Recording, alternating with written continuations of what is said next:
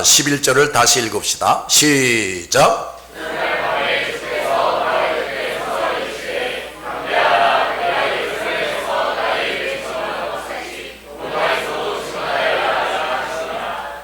자, 여기 나의 일, 주님의 일에 대해서 우리가 좀 잘 알아야 되겠어요. 나의 일, 주님의 일이라는 것이 과연 무엇인가? 결코 주님께 너는 평생 목회하면서 나의 일을 너무나도 증언하지 못하는구나, 오히려 허튼 소리를 많이 했다 하는 책망을 듣지 말아야 돼. 너 전도한다고 하면서 나의 일을 말하지 않고 엉뚱한 소리하며 돌아다녔구나 하고 책망을 듣지 말아야 돼. 따라서 우리는 어떤 일보다도 하나님의 말씀을 배우고 연구하고 가르치는 일에 열심을 기울여야 됩니다. 더 나아가서 하나님의 일을 충분히 알고 그 증인의 역할을 중단 없이 하려면 말씀과 믿음과 성령 충만함을 받아야 돼요. 이거 저 성도들이 빨리 깨달아야 되고, 교회 지도자들이야말로 그들 자신이 먼저 이렇게 말씀, 믿음, 성령 충만 받고 성도들이 이런 사람 되도록 전력을 다해서 가르쳐야 돼. 얼마나 많은 목사들과 전도자들이 주님의 일이 아닌 것들을 외치고 있는지 모릅니다. 엉뚱한 것을 외쳐요. 주님의 일을 가감해서 말하고 사람의 일, 심지어 사탄의 일을 열심히 말하는 사람들이 있어요. 이것은 어떤 행위보다도 망령되고 악한 일입니다. 우리는 이런 무서운 자리에 떨어지지 않도록 깨어 기도해야 하고, 바울처럼 수시로 주님께서 친히 또는 그 사자, 천사들을 통해 너는 나의 일을 잘 증언하고 있다, 두려워하지 말고 놀라지 말고 담대하게 내 일을 하라 하시는 음성을 영의 귀로 들어야 돼요. 예수님은 이어서 또 특별한 말씀을 하셨습니다. 내가 예루살렘에서 나의 일을 증언한 것 같이, 나의 일을 증언한 것 같이 로마에서도 증언하여 하리라. 여기서 또 깨달을 것은, 첫째, 예수님은 바울에게 주님의 일을 증언하는 일이 아직 끝나지 않았다고 말씀하는 겁니다. 이 장면을 사람의 눈으로 보면 너무 지나치다 하는 느낌이 들 정도예요.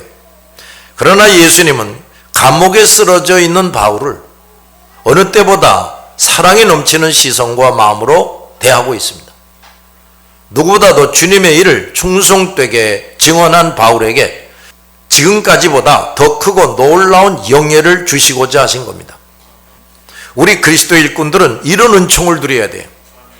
한동안 귀하게 쓰이다가 어느 순간 뒷전에 밀려나는 인생이 되기보다는 어차피 내 십자가를 지고 주님의 뒤를 따라가야 하는 짧은 인생 동안 주님께서 불러가시는 순간까지 내가 해야 할 일이 아직 끝나지 않았다, 너는 계속해서 일을 해야 한다 하는 말씀을 들어야 돼요.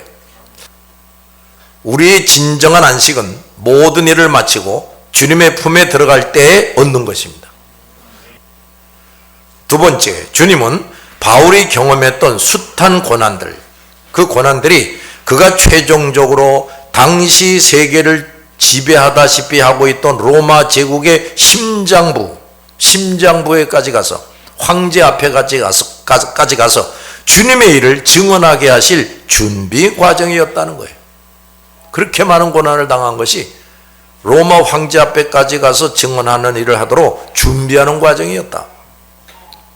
지금까지 계속되어 온 고난들은 바울이 지금까지 예루살렘을 비롯해서 여러 이방 민족에 가서 복음을 전해준 것보다 더 크고 놀라운 하나님의 공효를 이루기 위해서, 그러니까 더 많은 사람들에게 복음이 전파되게 하기 위해서 하나님께서 계획하시고 이루신 일이었다 이 말이에요. 로마에는 이미 교회들이 있었습니다. 그러나 주님은 바울을 비롯한 수사도 베드로와 충성된 종들이 로마에 들어가서 보다 강력하게 복음을 전하고 순교하게 하셨어요. 그렇게 해서 인류 역사상 가장 큰 판도를 가지던 로마 제국이 기독교 세상이 되게 하고, 그 로마를 통해서 전 세계 복음이 활발하게 전해지게 하시려는 웅대한 계획을 세우고 계셨단 말이에요. 그 일에 바울을 최선봉해서 일하게 한 겁니다. 그러므로 이때 주께서 바울에게 친히 오셔서 말씀해 주신 것은 바울에게 큰 영광이고 우리 모든 이방인들에게도 너무나도 감사한 말씀이에요. 예수님은 이와 같이 충성된 사람들을 만나주시고 그들이 어떻게 일하는지를 보시면서 앞으로 그 사람을 어떻게 쓰실지 정하십니다. 그러므로 우리는 순간순간 충성되게 해야 돼요. 우리 주님은 심은 대로 거두게 하시고 행한 대로 갚아주시는 분이십니다. 세 번째, 바울은 예수님의 계획을 잘 알고 주님의 일을 충실히 수행했다는 겁니다. 바울은 내가 예루살렘에 갔다가 후에 로마도 보아야 하리라 이미 말했어요. 그 얼마 전에는 로마에 있는 성도들에게 편지하기를 자기가 곧 그들을 만나러 갈 것이다 하고 말합니다. 바울은 이렇게 언제 어디에서 무엇을 할 것인지를 미리 다 알고 있었어요. 소돔과 고모라로 향하던 하나님께서 우리가 아브라함에게 무엇을 비밀로 할 것인가 하시면서 모든 사실을 말해 주셨듯이 예수님은 그 마음에 합한 사람, 변함이 없이 충성하는 종들에게 적어도 그와 관련한 하나님과 관련한 중요한 일들을 알게 하시고 준비하게 하십니다. 알게 하신다고요. 뭘 할 줄 몰라서 덤벙거리는 일이 있을 수가 없어. 얼마나 거룩하고 아름다운 일입니까? 우리도 이런 세계에서 살 수가 있고 살고 있습니다. 자, 12절 시작.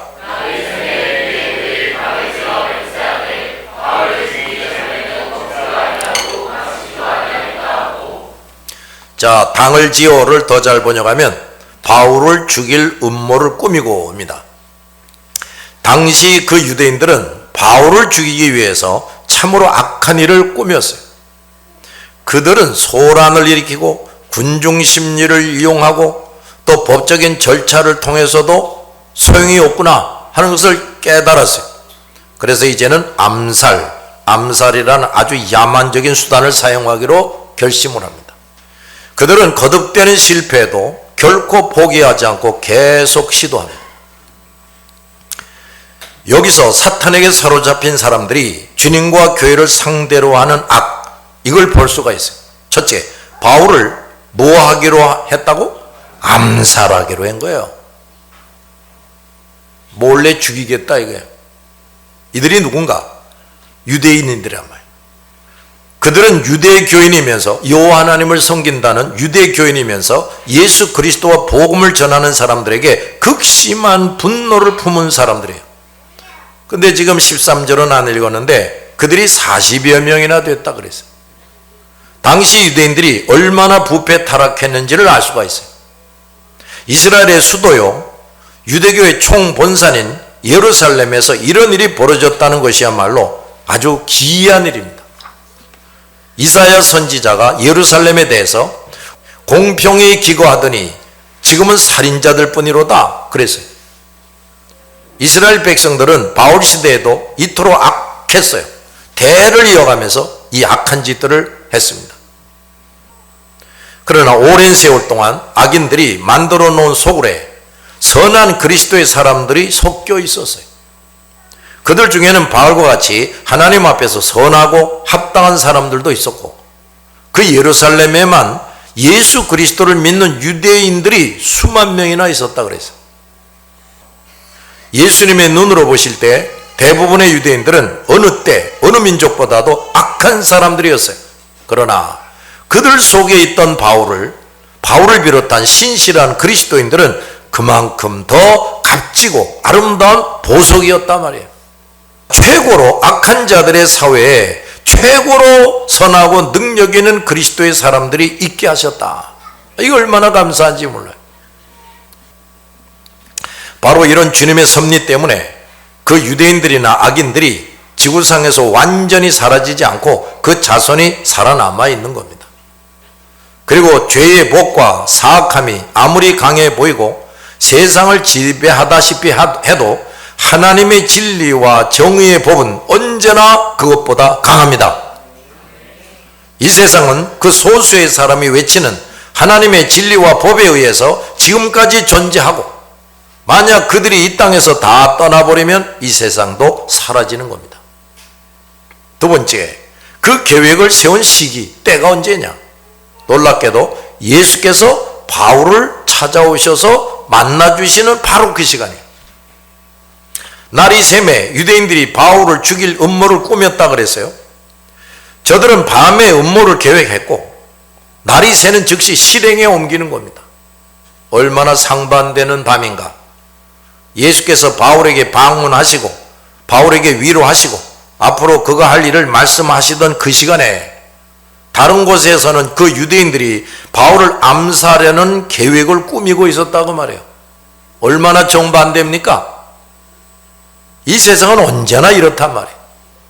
절대 다수의 사람들은 혼자서 또는 몇 명이 모여서 또는 가족끼리 또는 어떤 집단으로 또는 국가적으로 하나님의 뜻과 상반되는 악, 이걸 꾀하려고 매일 밤 모여서 계획을 짭니다. 그런가 하면 그 시간에 소수의 하나님의 사람들은 하나님을 어떻게 하면 더 잘 섬길까? 하나님의 말씀과 뜻을 더 잘 이룰까를 꿈꾸며 의논하고 기도합니다. 산술적으로는 절대 다수의 반하나님의 사람들이 소수의 하나님의 사람들을 제압하고 그들의 계획대로 다 될 것처럼 보이지만 언제나 하나님의 사람들의 계획과 애쓰는 것이 승리합니다. 그 이유는 전지전능하신 하나님께서 그들 편이기 때문이에요. 그래서 아직까지도 이 세상이 이렇게 존재하는 겁니다. 하나님은 심은 대로 거두게 하시고 행한 대로 갚아주십니다. 그러므로 아무리 다수의 사람들이 악한 계획을 세우고 힘을 합해서 애쓸지라도 그들은 악의 씨를 뿌린 만큼 때가 되면 형벌과 저주의 열매만을 거둘 뿐이에요.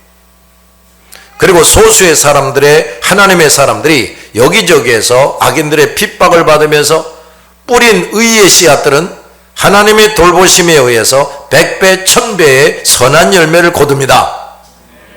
그리고 이 선한 열매들은 많은 악인들에게도 유익과 혜택으로 돌아간다고 말이에요.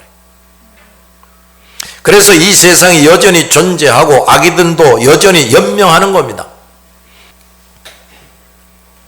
그러므로 우리 모든 그리스도인들은 하나님께서 인정하시는 의인이 되어야 돼요. 그래서 또 선한 씨앗을 이 세상에 열심히 뿌려야 됩니다. 우리는 오고 오는 밤마다 예수님을 모시고 예수님의 위로의 말씀과 거룩한 명령을 듣고 거룩한 계획을 세워야 돼요. 결코 우리마저 저들처럼 세상의 것들을 바라보며 헛된 계획을 세우지 말아야 합니다. 만약 그렇게 한다면 그 사람도 저들과 같은 악인이고 그 결과는 범죄와 그로 인해 오는 형벌이고 모든 것이 헛되게 될 뿐이에요. 시편 45편 6절에 새벽에 하나님이 도우시리로다 그랬어요. 우리는 밤마다 의로운 계획을 세우고 그것을 위해서 간절히 기도하면서 잠을 잡니다. 또 아침을 맞이할 때마다 하나님께서 도우시는 사람이 돼야 돼. 나는 매일 밤 무슨 생각과 계획을 하고 있는지, 그리고 아침에 일어날 때마다 하나님께서 도우시는 삶을 살고 있는지 잘 생각해 보기 바랍니다. 세 번째, 그들이 그 계획을 성사시키기 위해서 무슨 방법을 사용했는가? 그들은 바울을 죽이기 전에는 먹지도 마시지도 않겠다 그랬어요. 그걸 맹세했다 그랬어요. 여기서 저들의 아주 사악함을 알 수가 있습니다. 자기들에게 아무 해를 끼치지도 않았고 오히려 선을 베풀고 복된 길로 인도하려고 애썼던 바울을 죽이겠다고 맹세까지 한 그들은 가인의 길을 따르는 자들이에요. 태초부터 살인자였던 그들의 주인인 사탄의 자식들임을 분명하게 드러내는 겁니다.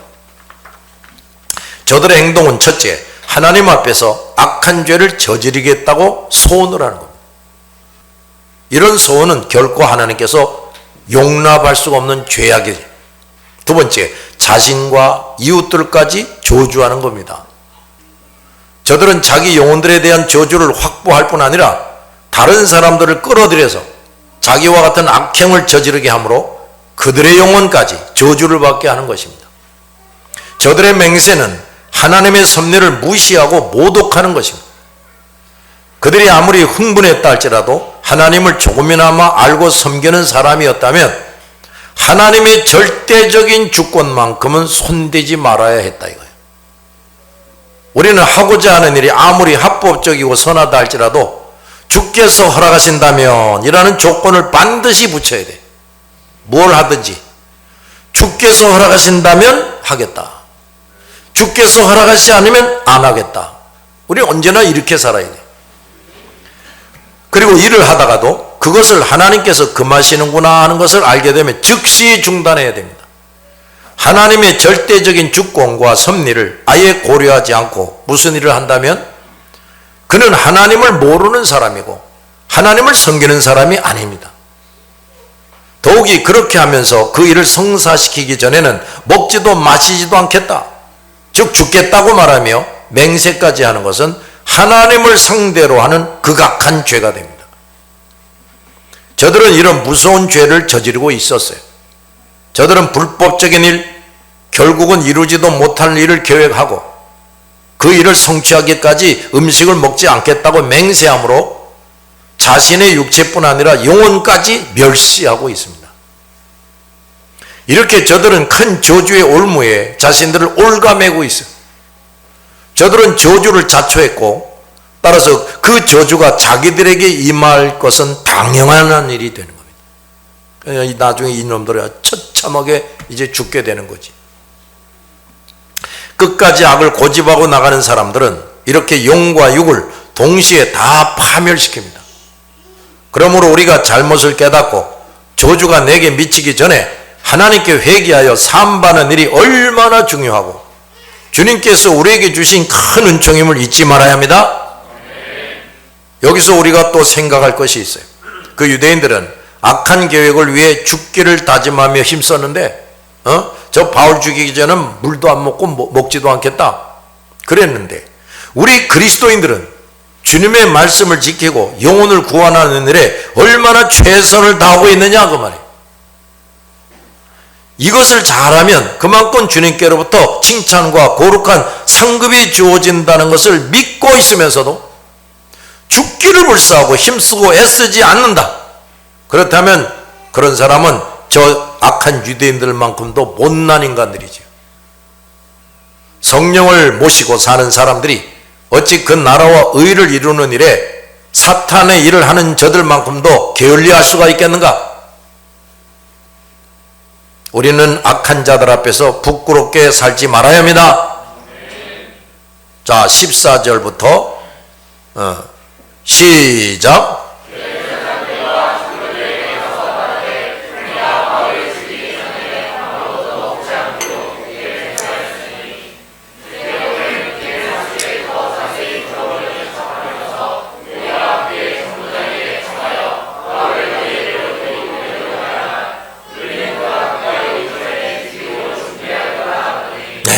그 12절 중간 부분을 더 잘 번역하면 천부장에게 청하여 바울을 내어달라고 부탁하라.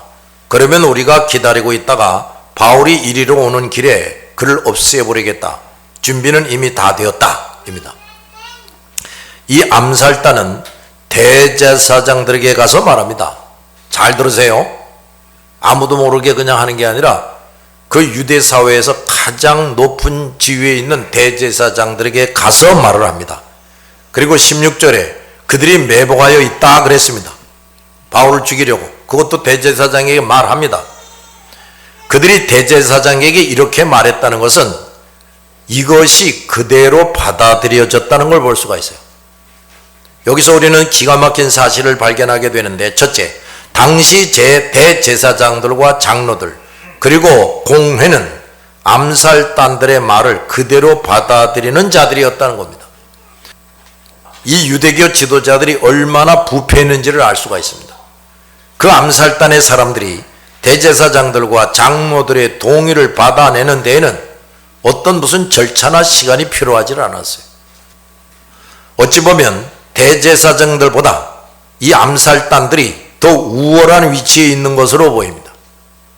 그 대제사장들과 장로들, 이스라엘의 최고 의결기관인 산헤드린의 회원들은 벌써부터 이들의 조종을 받고 꼭두각시 노릇을 하고 있었던 겁니다. 그들은 악한 암살단과 조금도 다를 바가 없었어요. 바로 전에 바울을 옹호하던 율법학자들도 더 이상 암살단이나 대제사장들과 장로들과 공회를 움직일 수 없습니다.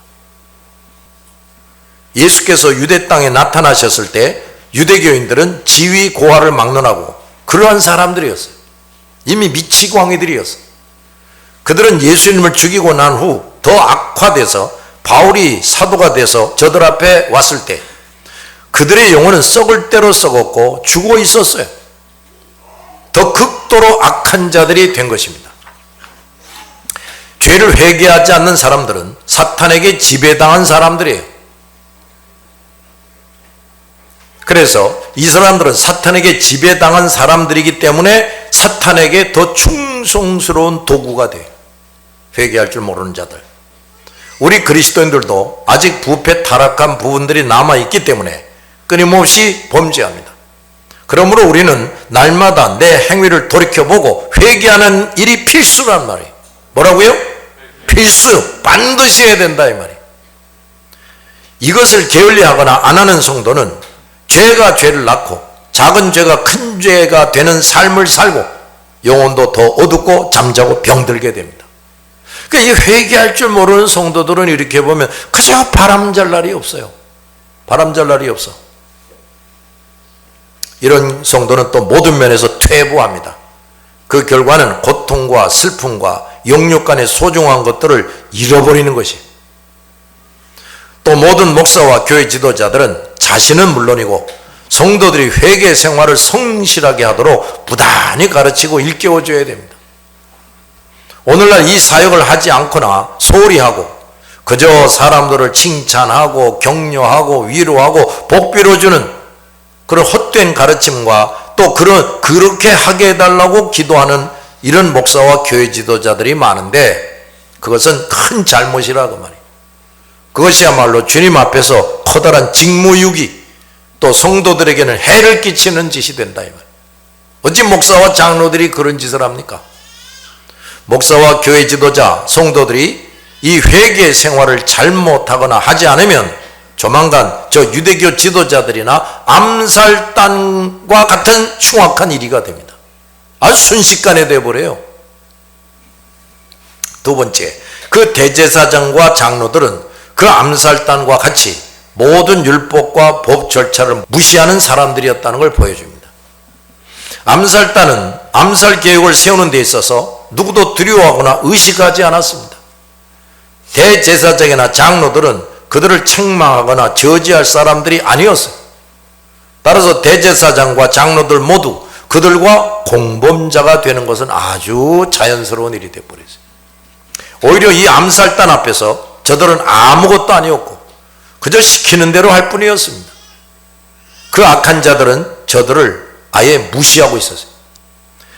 저들이 그렇게 될 수밖에 없었던 이유는 그 대제사장과 장로들이 이미 온갖 불법과 탈법을 저지르는 악한 자들이었다 이 말이에요. 그들은 암살단들에게 올가미가 씌워져 있었고 자칫하면 암살단들에게 봉변을 당할 사람들이었어요. 이것이야말로 거룩한 지교에 있는 사람들로서 극도의 수치가 아닐 수가 없어요. 어떤 이방인들 우상 숭배자들보다도 더 악한 자들입니다. 따라서 이들은 그 어떤 악인들보다도 무서운 저주를 받을 수밖에 없어요. 세 번째, 대제사장과 장로들은 사람을 죽이기 위해서 속이는 일을 서슴없이 한다. 그들은 거짓말쟁이들이었고 사람을 죽이려는 목적으로 그 거짓말을 서슴없이 했습니다. 그들은 조금의 정의감이나 양심이 없는 그야말로 어떤 불신자나 우상숭배자들보다도 사탄에 충성된 앞잡이들이 됐어요. 대제사장 장로들이 말이에요. 회개하지 않고 계속해서 악을 꾀하는 사람들은 점점 더 속이는 말만 하게 됩니다. 그것은 그들이 속이는 영들의 왕인 사탄의 주구 개들이란 말이에요. 사탄의 개들이 점점 더 됐다는 것을 증명하는 거예요. 그 암살자들은 준비가 이미 다 됐다 그랬어요. 바울을 죽일 준비를 다 했다. 그들은 바울을 죽일 준비를 시간과 정성 그리고 모든 지혜와 지식과 수단을 다 동원해서 신속하게 했습니다. 악한 자들은 악한 일을 할 때 마치 자기 먹잇감을 누가 채갈까봐 잠시도 시간을 다른 데로 돌리지 않고 오직 그것을 낚아채기 위해서 혈연이 된 맹수와 같이 합니다. 근데 우리 그리스도의 일꾼들은 어떻습니까? 주님의 일을 함에 있어서 저들처럼 합니까? 진지하게 돌아다 봐야 돼요. 특히 목사와 교회 지도자들은 내 양이 저런 흉악한 맹수들에게 먹이가 되고 있는 것도 모르고 방관하고 있지 않은지 돌아다 봐야 돼. 우리는 저 맹수들 이상으로 두 눈을 똑바로 부릅뜨고 내 양을 간수해야 됩니다. 우리 목자들도 잘 들었어요? 16절 시작.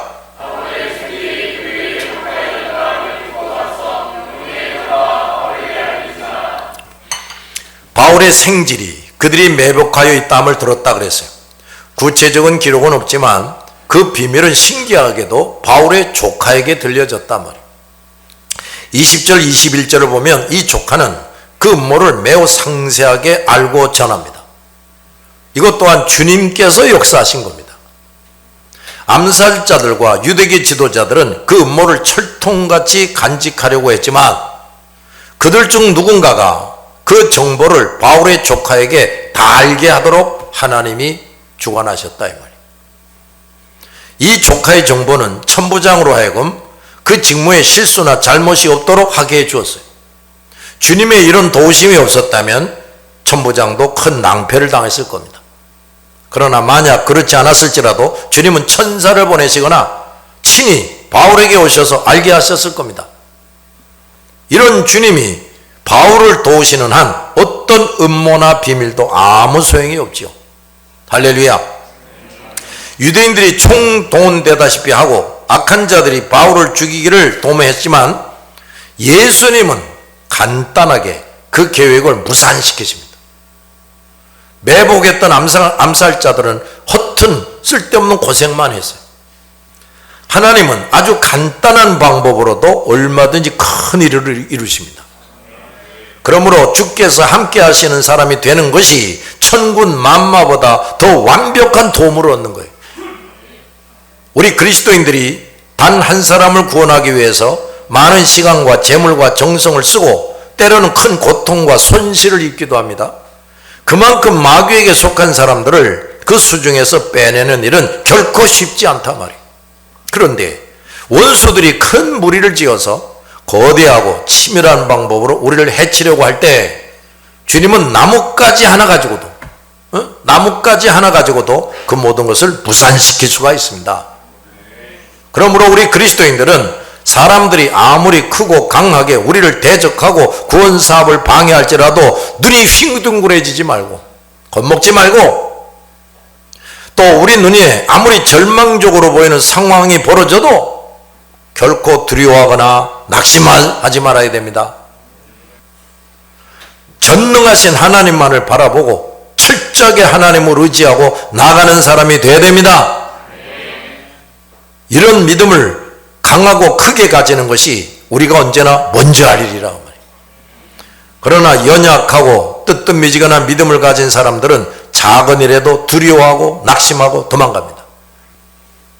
그렇게 되는 것은 원수가 강해서가 아니라 그 하나님이 일을 한다는 사람이 너무 보잘것없는 믿음을 가졌기 때문이죠.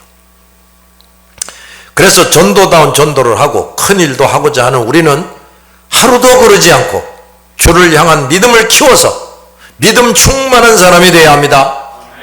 이거 안 되고 뭐 한때 열심히 우리 교회 나오고 나를 따라다니면서 전도한다고 그래봐야 몇 날 못 간다고 말이에요. 그 조카가 영내에 들어가서 바울에게 말했다 그랬습니다.